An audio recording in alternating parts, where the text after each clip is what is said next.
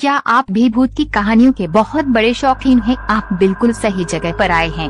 कई लोगों ने अपने अनुभवों के बारे में बताया है कि कैसे उन्हें अजीब शक्ति का आभास हुआ। ऐसी ही कहानी में आपके लिए लाई हूँ, जिसमें से कुछ कहानियाँ सच्ची घटना पर आधारित होती हैं। दोस्तों, क्या आप अपने डर का सामना करने के लिए तैयार हैं? तो लाइट बंद कर दें और एक कंबल पकड़ लें, चीजें डरावनी होने वाली हैं। दोस्तों, आज की कहानी का नाम है भूतिया सेक्रेटरी की कहानी। तो चलो शुरू करते हैं। कुछ दिनों पहले ही रोहित और सुहानी की शादी हुई थी और आज दोनों हनीमून के लिए होटल जा रहे थे। सुहानी कहती है, रोहित भी होटल कितनी दूर है? रोहित कहता है, ज्यादा नहीं, यहाँ से सिर्फ 56 किमी। सुहानी कहती है, अभी तो हम दोनों ठीक समय पर पहुँचे, मौसम बहुत खराब है, कहीं बारिश न हो जाए। सुहानी के कहते ही तेज बिजली चमकी और बारिश होने लगी। रोहित कहता है, अगर वे कुछ और कहती तो वह भी सच हो जाता। देखो, तुमने अभी कहा था कि बारिश शुरू हो गई है। सुहानी बोलती है, ऐसा कुछ नहीं है, मौसम तो पहले ही खराब था, कोई अंदाजा लगा सकता था कि बारिश होने वाली है। दोनों हंसते हंसते आराम से उस होटल की तरफ बढ़ रहे थे जहां रोहित ने उनके लिए कमरा बुक किया था। लेकिन तेज बारिश होने लगी और अचानक अंत में पेट्रोल भी दिखने लगा। रोहित कहता है, हे भगवान, ये ईंधन इतनी जल्दी कैसे समाप्त हो रहा है? सुहानी बोलती है, जाने से पहले चेक नहीं किया? रोहित कहता है, हाँ किया था यार, लेकिन अब बात खत्म होने वाली है। रोहित ये देखकर हैरान रह गया कि जब टंकी भर गई तो अचानक टंकी खाली कैसे हो रही है। सिर्फ 5 मिनट और चलने के बाद उनकी कार रुक गई। सुहानी बोली, क्या हुआ? रोहित बोला, फ्यूल खत्म हो गया है, अब हम होटल कैसे पहुँचेंगे? सुहानी कहती है, अरे देखो, सामने भी एक होटल दिख रहा है। सुहानी ने उस गेट की ओर इशारा किया जो कुछ ही कदम की दूरी पर दिखाई दे रहा था। होटल मिलाज। उसका नाम पढ़ते ही रोहित का चेहरा भय से भर गया। सुहानी कही, हाँ देखो, होटल कितना अच्छा है, आज रात हम यहीं रुकते हैं, सुबह यहाँ से निकल लेंगे। पता नहीं रोहित होटल जाने से क्यों कतरा रहा था, लेकिन सुहानी के सामने वे क्या करने वाला था, और वैसे भी उसके पास रहने के अलावा कोई चारा नहीं था। दोनों कार से उतरे और अंदर चले गए। होटल पानी से परहेज, फूल सतोप। उन्हें रिसेप्शन से कमरा नंबर 108 की चाबी मिली। रोहित बोला, और कोई कमरा नहीं है, 108 ही क्यों दे रहे हैं? सुहानी बोलती है, अरे तुझे क्या हुआ, कमरा नंबर 108, तो इसमें घबराने की क्या बात है? रोहित डर गए। फिर सुहानी ने रिसेप्शन से चाबी ली और वो दोनों कमरा नंबर 108 पर पहुंच गए। सुहानी बोलती है, वाह, कमरा तो बहुत अच्छा है, अभी कुछ खाने का ऑर्डर करती हूँ, बहुत भूख लगी है। ये कहकर सुहानी ने रिसीवर उठाया और रूम सर्विस मंगवाई। उसने सुहानी को मेन्यू बताया और सुहानी ने ऑर्डर दे दिया। फिर दोनों बैठकर बातें करने लगी। कुछ देर बाद डोरबेल बजी और सुहानी ने उठकर दरवाजा खोला। जैसे ही रूम सर्विस के लड़के ने रोहित को देखा, उसका चेहरा पीला पड़ गया। सर्विस बॉय बोलता है, सर अच्छा हुआ आप यहाँ आ गए, आपको पता भी नहीं है कि उस रात से मेरे साथ क्या हो रहा है।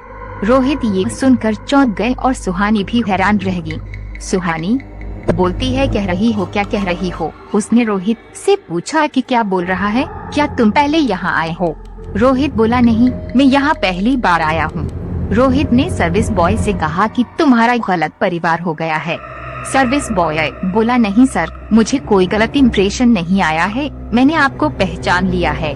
रोहित ने उसकी बात काटी और उसे डांटते हुए कहा, खाना दे और यहाँ से चला जा, नहीं तो मैं अभी मैनेजर से कह दूंगा कि तेरी याददाश्त ठीक हो जाए।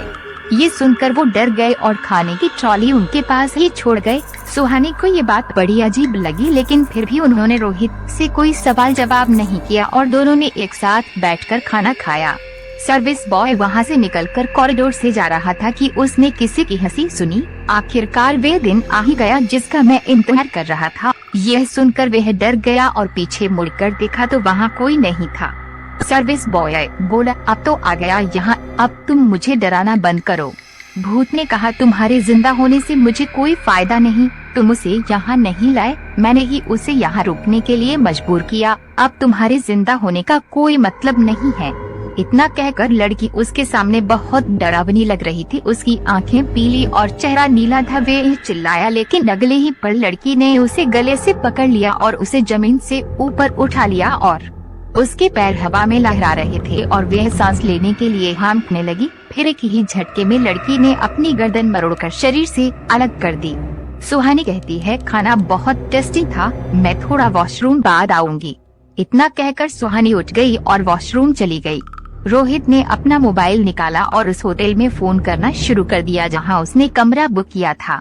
रोहित कहता है, यहाँ नेटवर्क नहीं है, आज मुझे क्या हो रहा है। सुहानी कहती है, क्या हुआ रोहित, तुम इतने परेशान क्यों दिख रहे हो। यह सुनकर रोहित ने सुहानी की तरफ देखा और उन्हें देखता ही रह गया। उन्होंने रेड कलर का टॉप और शॉर्ट्स पहना हुआ था। सुहानी उन्हें देख मुस्कुरा रही थी। रोहित ने कहा, वाह तुम बहुत अलग लग रही हो। यह सुनकर वे उसके करीब गई और उसे गले से लगा लिया। सुहानी कहती है, रोहित तुम किससे बात कर रहे हो, क्या किसी ने फोन किया। सुहानी की ये आवाज वॉशरूम से आ रही थी, जिसे सुनकर रोहित दंग रह गया। अगर सुहानी वॉशरूम में है तो वो कौन है, और वो ये कहते हुए फूट पड़ता है कि वो लड़की सुहानी नहीं बल्कि वही भूतिया लड़की थी जिसने कुछ समय पहले वेटर को मार डाला था। उसका भयानक रूप देखकर रोहित डर गया और चीख पड़ा। उनकी चीख सुनकर सुहानी वॉशरूम से बाहर निकली और उन्हें देखकर वह भी डर गई। भूत कहता है, सर मैं आपका बहुत बेसब्री से इंतजार कर रहा था, आज वो दिन आ ही गया। इतना कहकर उसने रोहित का हाथ पकड़ लिया और झटके से तोड़ दिया और उसकी गर्दन पकड़कर हवा में उठा दी। रोहित बोलता है, बचाओ बचाओ। उसके गले से खून निकलने लगा। भूत बोलता है, मैं कौन हूँ और क्यों चाहता हूँ कि तुम मरो, अपनी पत्नी को बताओ, नहीं तो मैं तुम्हें अभी खत्म कर दूंगा। रोहित कहता है, बताता हूँ, छोड़ दो लता। सुहानी कहती है, क्या कह रही है, रोहित कौन है। रोहित कहता है, ये थी मेरी सेक्रेटरी लता। पिछले साल मैं एक बिजनेस मीटिंग के लिए उसके साथ दिल्ली जा रहा था। हम यहाँ एक रात रुके लेकिन मुझसे गलती हो गई। सुहानी बोली, कौन सी गलती। रोहित कहता है, मैंने अपने रूम सर्विस वाले लड़के को शराब मंगवाने के लिए पैसे दिए और फिर रात में नशे की हालत में।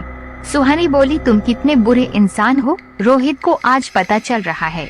रोहित बोलता है, सुबह आँख खुली तो वो मेरे बिस्तर पर बैठी रो रही थी। रात को क्या हुआ उसने मुझे बताया। मैंने उसे चुप कराने की कोशिश की और ये भी कहा कि जितने पैसे चाहो ले लो, लेकिन इस मामले को दबा दो, पर वह कुछ न बोली, बल्कि उसने कहा कि मुझे उससे शादी करनी पड़ेगी। वह मेरे सामने पुलिस को बुला रही थी। तभी लता की आत्मा ने ट्रॉली से चाकू उठाया और उसके गले में डाल दिया और कहा, आगे बताओ। वह मेरे सामने पुलिस को फोन कर रही थी। उसका मोबाइल छीनने के क्रम में उसका सिर टेबल से टकरा गया और उसके सिर में काफी चोट आई और वह बेहोश हो गई। तब भी खून बहुत तेजी से बह रहा था। मैंने सोचा कि अगर मैंने इसे बचा लिया तो जैसे ही मैं होश में आऊंगा मुझे पुलिस मामले में फंसा देगा, इसलिए मैंने इसे मरने दिया और फिर रूम सर्विस वाले लड़के को और पैसे दिए और इसके शव का निस्तारण किया। सुहानी बोलती है, मुझे खुद पर शर्म आती है कि मैंने तुम जैसे इंसान से प्यार किया और शादी की। लता कहती है, सुना तो है, अब तेरा भी टाइम आ गया। ये कहकर लता की आत्मा ने रोहित के पेट में एक नहीं बल्कि कई बार हाथ में पकड़े चाकू से वार किया और फिर वही चाकू उसके गले में घुमाकर उसकी हत्या कर दी। मारने वाला शख्स सुहानी का पति था, लेकिन फिर भी सुहानी के चेहरे पर अपने पति को खोने का गम नहीं देखा जा सका। लता की आत्मा ने जब सुहानी की तरफ देखा तो सुहानी ने कहा। सुहानी कहती है, लता मैं तुम्हारी मौत का सच सबके सामने लाऊंगी ताकि जो तुम्हारे साथ हुआ वो किसी और के साथ न हो। लता कहती है, अब ऐसा नहीं होगा। अगर कोई लड़का किसी की जिंदगी खराब करने की सोचेगा भी तो मैं उसकी ख्वाहिश पूरी करने के लिए वापस आऊंगी। आपको कहानी कैसी लगी कमेंट बॉक्स है जरूर बताना, और ऐसी ही डरावनी और सच्ची घटना पर आधारित कहानी सुनने के लिए हमसे जुड़े रहना और मजे लेना डरावनी कहानी का। और दोस्तों अपना ख्याल रखना, बाय।